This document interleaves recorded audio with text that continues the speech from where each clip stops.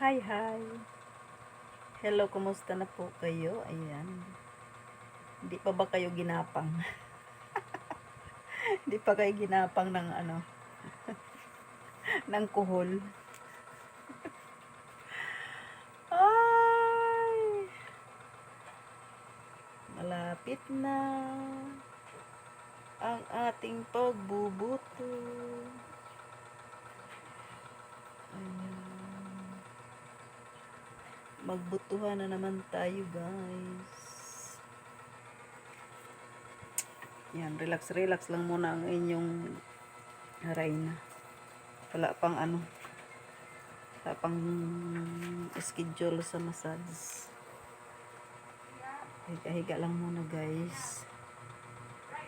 Kaya medyo napagod ako dahil yung unit na binanggit ko sa inyo, konti na lang ang aking kukuhanin na mga doon, kahoy. Dahil pag may kahoy ka nga nilagay doon ay kailangan mong tanggalin. Dati kasi wala akong mapagsaingan. Alam mo naman, pag Reyna ng bundok talaga ay gumagamit ng kahoy, di ba? Inabando nila ng ilang taon yun, guys. Open lahat. Talagang abandon na iiwanan na ba nila syempre pag iniwanan na, maraming kapitbahay na may makapagsumbong man lang na yung ganito mo, yung mo, ganun. Kahit iniwanan nila, kung mayroon naman gustong tumira, siyempre hindi sila papayag. Di bali nilang maabandon yung kanilang unit kaysa yung matirhan.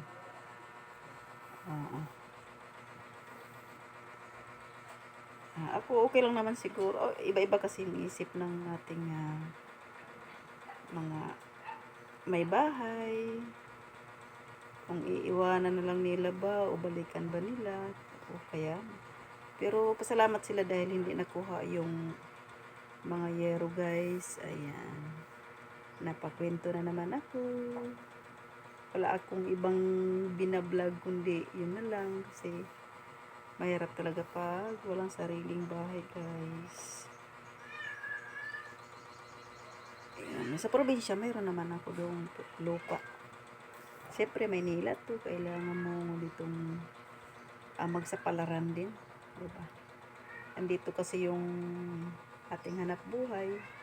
Yung iba nga nangungupahan. Ako dito nangungupahan din naman dati, pero ngayon ay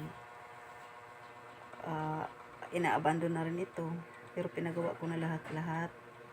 May pintuan na lahat, bintana.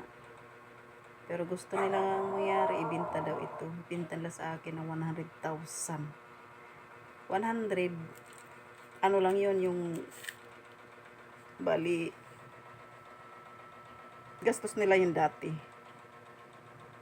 Pero ipapaano pa nila. Mayroon silang meron silang buyer na malaki-laki kasi dito bidding. Nakikita na yung buto ko. Ayan, wala na. Nakatagilid kasi ako. Ay, pasensya na. Kung sinong gustong manood sa aking video, salamat. Ang di gusto, okay lang din. Thank you so much, guys. Pabayaan nyo na magkwento ang inyong Reyna. Nandun naman kayo nakakaintindi. Ayan. Thank you. Bye-bye. Hanggang dito na lang ang aking mga kwento. Thank you so much, guys. Love you. Bye and God bless.